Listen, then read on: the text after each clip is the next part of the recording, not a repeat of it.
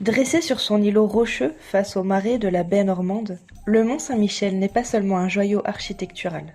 C'est le témoin privilégié d'une France qui s'est construite dans un dialogue permanent, tantôt harmonieux, tantôt conflictuel, avec le fait religieux.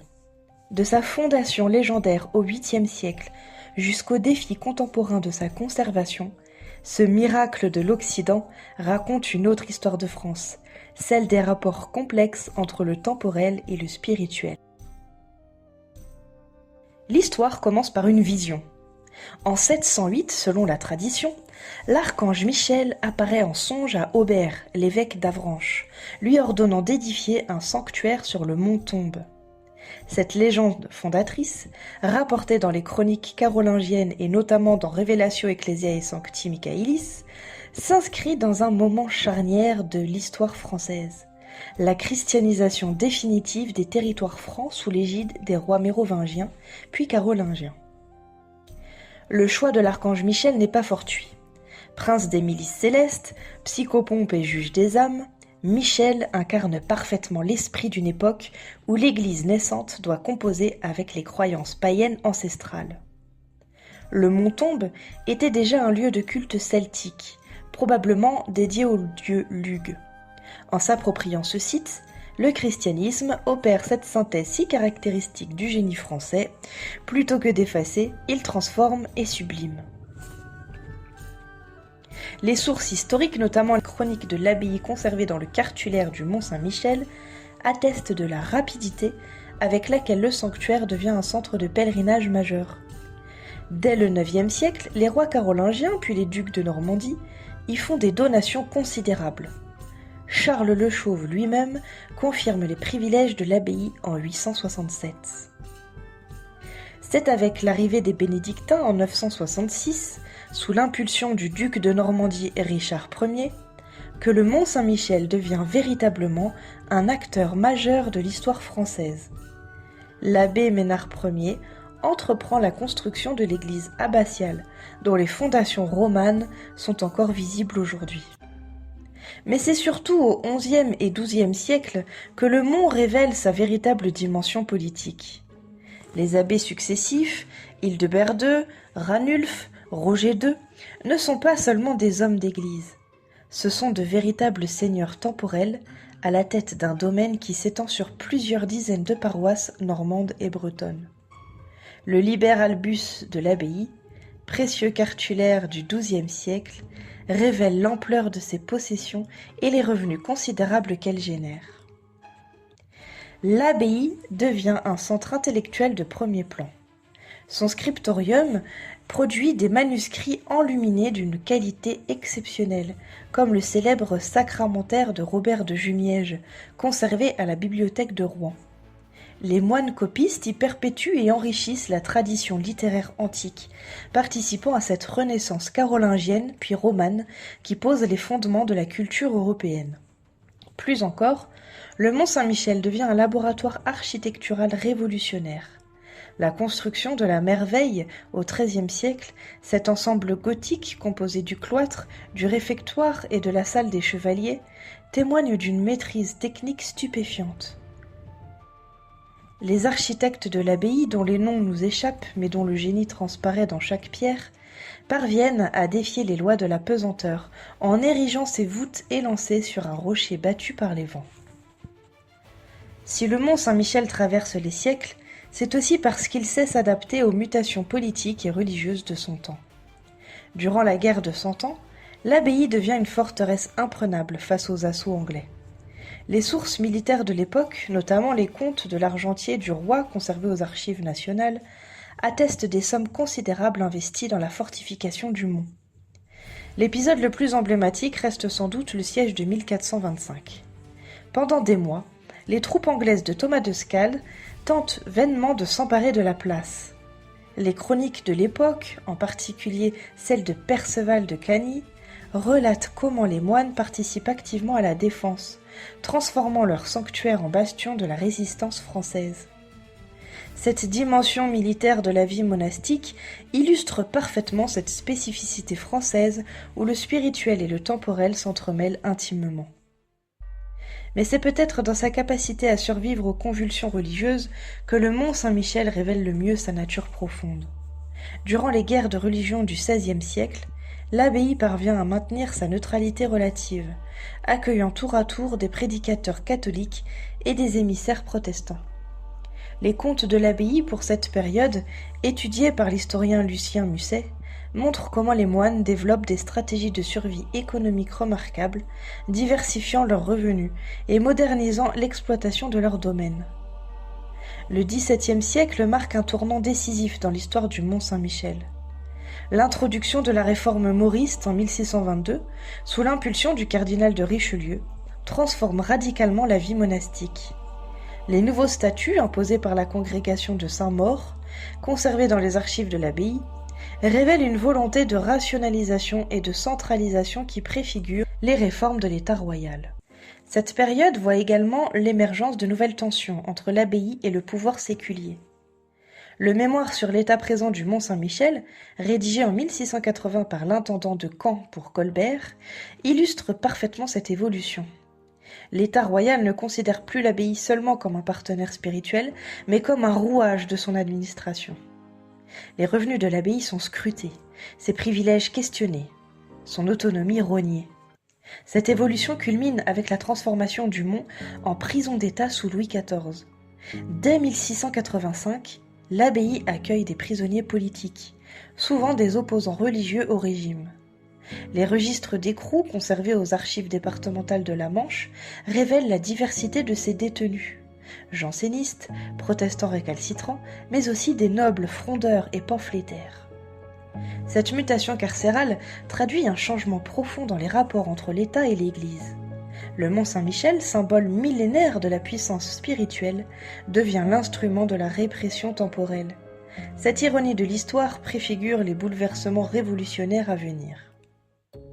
L'année 1789 marque une césure brutale dans l'histoire du Mont Saint-Michel. La suppression des ordres monastiques par l'Assemblée constituante en 1780 met fin à plus de 8 siècles de vie religieuse continue. Les derniers moines quittent l'abbaye le 18 septembre 1792, emportant avec eux les précieuses reliques de Saint-Aubert et les manuscrits les plus précieux de la bibliothèque. Mais contrairement à tant d'autres monuments religieux détruits par la fureur révolutionnaire, le Mont Saint-Michel survit. Transformé en prison républicaine puis impériale, il accueille successivement les prêtres réfractaires, les conspirateurs royalistes, ainsi que les prisonniers politiques de l'Empire. Cette fonction carcérale, loin d'avilir le monument, lui permet paradoxalement de traverser la tourmente révolutionnaire. Les archives de la maison centrale du Mont Saint-Michel, étudiées par l'historien Jacques-Guy Petit, révèlent une réalité complexe. Certes, les conditions de détention sont souvent difficiles, et les témoignages de prisonniers comme Armand de Chateaubriand ou l'abbé Lamennais décrivent un univers carcéral impitoyable.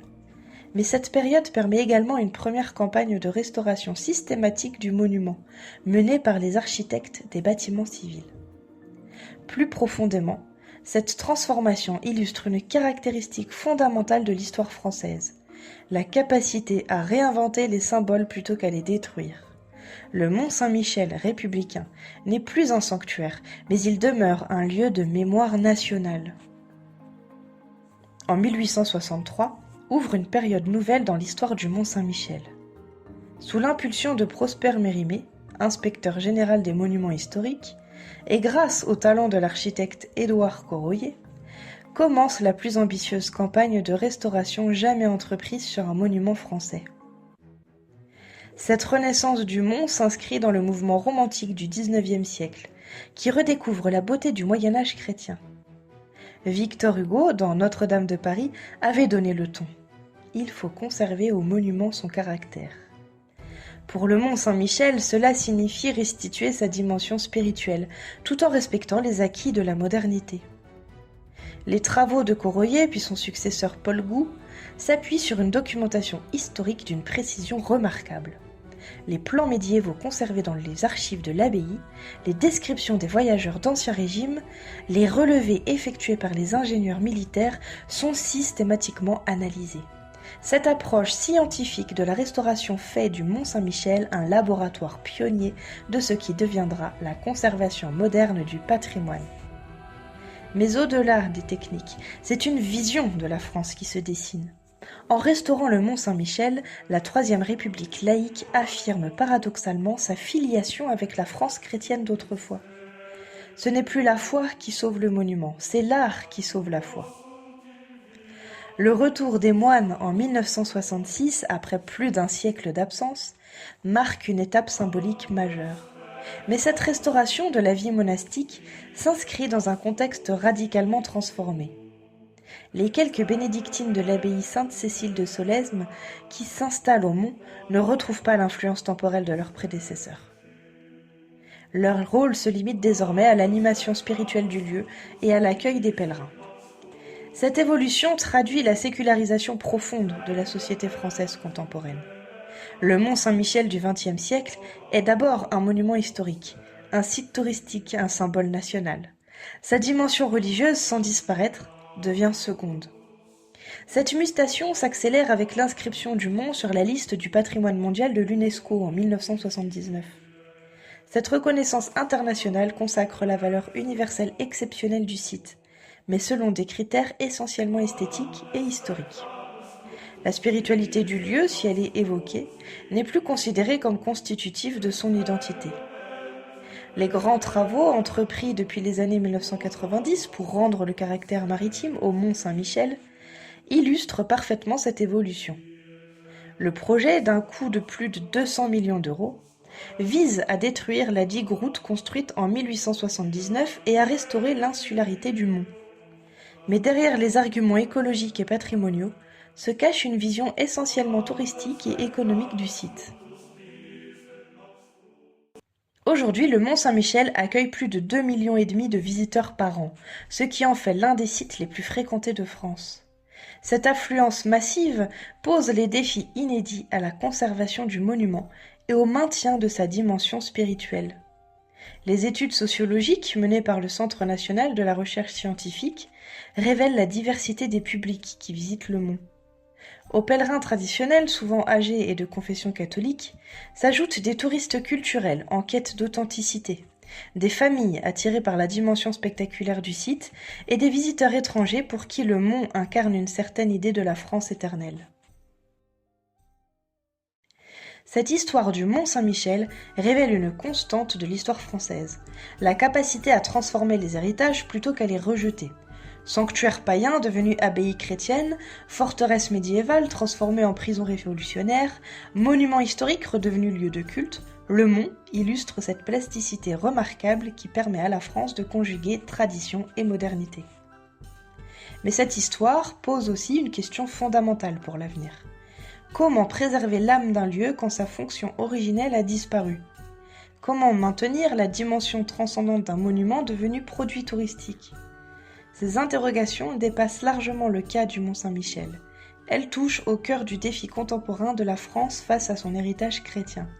Car si le Mont Saint-Michel fascine encore aujourd'hui, par-delà les clivages idéologiques et les évolutions sociologiques, c'est peut-être parce qu'il incarne cette part de mystère que toute civilisation doit préserver pour ne pas sombrer dans la pure fonctionnalité. En contemplant ses voûtes élancées vers le ciel, en écoutant le chant grégorien résonner dans ses murs millénaires, le visiteur contemporain, croyant ou non, touche quelque chose d'essentiel, cette aspiration vers l'absolu qui transcende les contingences historiques et fait la grandeur des peuples. Le Mont Saint-Michel nous rappelle ainsi que l'histoire de France ne se réduit pas à une succession de régimes politiques et de transformations économiques. C'est aussi, et peut-être surtout, l'histoire d'une quête spirituelle collective, d'une recherche de sens qui traverse les siècles et qui unit les générations. En ce sens, le miracle de l'Occident demeure plus que jamais un symbole vivant de l'âme française.